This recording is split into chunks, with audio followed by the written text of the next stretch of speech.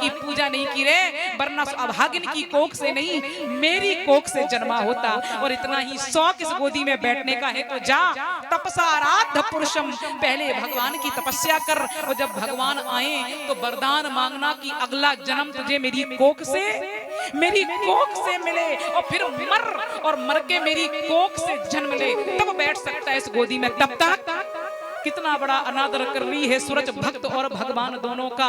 भगवान आए तब मेरी कोख मांगना, मतलब तेरी कोख भगवान से भी बड़ी हो गई। ध्रुव का हाथ पकड़ा और उठा करके धरातल पर, अगर आज के बाद राजमहल की तरफ दृष्टि उठा के देखा तो जान से मार दूंगी मैं तुझे। ध्रुव जी धरातल पर आए और आंखों में आंसू लिए ध्रुव जी ने उत्तानपाद की तरफ देखा कि शायद पिताजी मुख से कुछ बोले, लेकिन जैसे ही ध्रुव को रोते हुए देखा उत्तानपाद ने सर झुका लिया।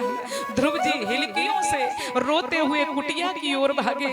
माँ के पास जाऊंगा, माँ से लिपट के खूब रोऊंगा और माँ से कहूंगा माँ मौसी ने मारा है। लेकिन जैसे कुटिया में आए ना तो ध्रुव ने दूर से माँ को खेतों में काम करते हुए देखा। मन में सोचा मेरी माँ वैसे ही बहुत दुखी है, अगर मेरे आंखों में आंसू देखेगी तो और दुखी हो जाएगी। मैं अपनी माँ को दुख नहीं देना चाहता, मौसी भी तो माँ ही होती है, मार दिया कोई बात नहीं। ध्रुव ने आंसू पोंछ लिए, कुटिया में पहुंचे, लेकिन माँ तो माँ होती है प्यारे, बच्चे की पीड़ना माँ को बतानी नहीं पड़ती। ध्रुव के चेहरे को देख करके सुनीति ने कह दिया पुत्र रोया है क्या? ध्रुव ने तो नहीं कहा। साथ के बालक बोले महारानी रोया है, बहुत रोया है, क्योंकि महारानी सूरज ने मारा है इसे। तू राजमहल गया था, जरूर तूने कोई अपराध किया होगा, जरूर कोई गलती की होगी, तभी तो मासी ने मारा। क्यों गया था? ध्रुव ने दोनों हाथ जोड़े, माँ मैंने कोई अपराध नहीं किया, पर मौसी ने मारा। क्यों? ध्रुव जी कहते हैं कि रो करके कहा ध्रुव जी ने, ओ मैया मौसी ने मारा है, ओ मैया मौसी ने आज मुझे दुर्भागी कह के पुकारा है।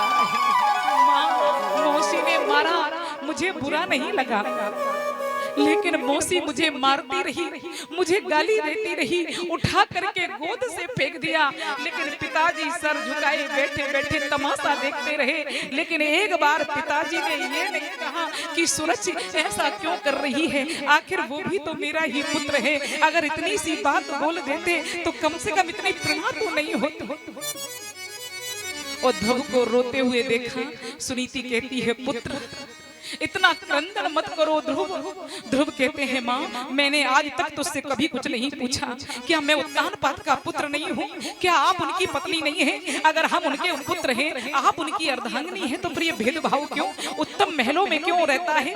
हम सूखी रोटियां क्यों खाते हैं? झोपड़ी में क्यों रहते हैं? उत्तम ही क्यों बैठ सकता है गोदी में, मैं क्यों नहीं बैठ सकता? माँ क्या मैं उनका पुत्र नहीं हूँ? और ऐसी क्या बेबसी है कि मौसी ने उठा के फेंक दिया, मुंह से बोले तक नहीं। माँ और पुत्र को रोते देखा, आंखें बरस पड़ी सुनीति की। सुनीति कहती है ध्रुव कोई बात नहीं, इस पिता के सामने तेरा अपमान हुआ, तुझे फेंक दिया गया, पिता मुंह से नहीं बोला, लेकिन अगर उसके सामने तेरा कोई अपमान करता तो वो पिता बर्दाश्त वो सहन नहीं करता। ध्रुव जी बोले माँ क्या उससे बड़ा भी कोई पिता है? सुनीति बोली हाँ। कौन? बोले जो हम सबका पिता है। कहाँ मिलता है? कड़कड़ में रहता है, अग जग में सब रहत बिरारी।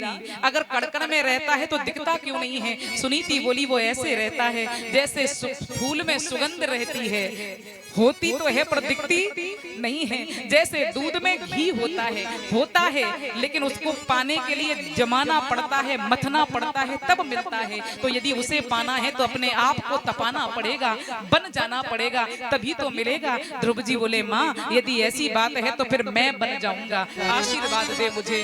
ध्रुव जी से माँ कहती है पुत्र या तो जा मत, यदि जा रहा है तो सौगंध है सुनीति के दूध की, या तो उस नारायण की गोदी में बैठ के लौटना, और यदि नारायण की गोदी ना मिले तो लौट करके अपना मुंह अपनी माँ सुनीति को अपनी सुनीति माँ को मत दिखाना। ध्रुव जी कहते हैं माँ आप यही चाहती हो ना कि मैं कैसे भी उसकी गोदी में बैठ के लौटूं, तो सौगंध है तेरे चरणों की, या तो उसकी गोदी में बैठ के लौटूंगा, यदि उसकी गोदी नहीं मिली तो सौगंध तेरे चरणों की, लौट करके अपना मुंह में आपको नहीं दिखाऊंगा।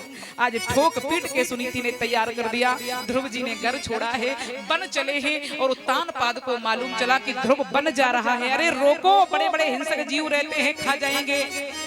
ध्रुव जी बोले क्यों, जब गोद से फेंक दिया तब तो नहीं बोले, फिर अब किस अधिकार से रोक रहे हैं, नहीं रुकूंगा। उत्तान पाद बोले रोज 1 सेर चना देते थे, कल से 2 सेर चना देंगे, रुक जाओ। ध्रुव जी बोले वारे प्रभु तेरे मार्ग में 1 कदम रखा, 1 सेर से 2 सेर कर दिए, जब तेरे पास पहुंच जाऊंगा फिर कितने शेर देगा। अंत में उत्तान पाद ने कहा आधा राज